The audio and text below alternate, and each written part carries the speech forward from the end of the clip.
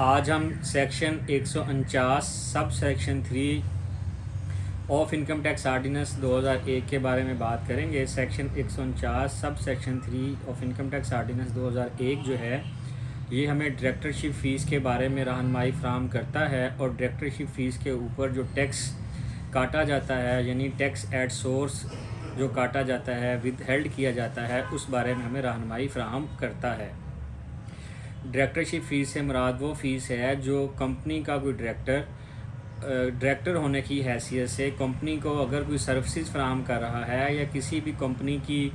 Board of directors की meeting attend कर रहा है या कोई और मीटिंग अटेंड कर रहा है कंपनी की, तो अपने सर्विसेज की वजह से बोर्ड ऑफ डायरेक्टर की मीटिंग अटेंड करने की वजह से या जो सर्विसेज वो कंपनी को फ्राहम कर रहा है रादर दैन मीटिंग्स, उस वजह से जो उसे रिम्यूनरेशन मिलती है उस रेम्यूनरेशन को डायरेक्टरशिप फ़ीस कहते हैं। तो सेक्शन 149 सब सेक्शन 3 हमें बताता है कि डायरेक्टरशिप फ़ीस के ऊपर जो कंपनी है वो टैक्स काटेगी, यानी टैक्स काटने के बाद बाकी पैसे डायरेक्टर को पे करेगी। तो डायरेक्टर के ये जो पैसे काटे जाएंगे डायरेक्टरशिप फ़ीस के ऊपर, तो डायरेक्टर के पास ये ऑप्शन अवेलेबल है, लॉ उसको अलो करता है कि जब वो अपनी एनुअल रिटर्न फाइल करेगा तो अपनी एनुअल रिटर्न में वो उसकी जो फाइनल टैक्स लायबिलिटी बनेगी उस फाइनल टैक्स लायबिलिटी के अगेंस्ट वो इन पैसों को जो कि काटे गए हैं कंपनी की तरफ से एडजस्ट कर सकता है। यानी ये एडजस्टेबल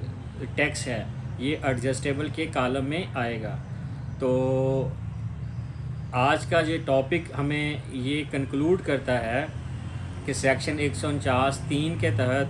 डायरेक्टरशिप फ़ीस के ऊपर जो टैक्स एट सोर्स काटा जाता है विद हेल्ड किया जाता है किसी कंपनी की जानिब से, तो डायरेक्टर उसको अपनी एनुअल रिटर्न के अंदर अपनी फाइनल टैक्स लायबिलिटी के अगेंस्ट एडजस्ट कर सकता है। ये था आज का टॉपिक डायरेक्टरशिप फ़ीस के ऊपर। Thank you very much.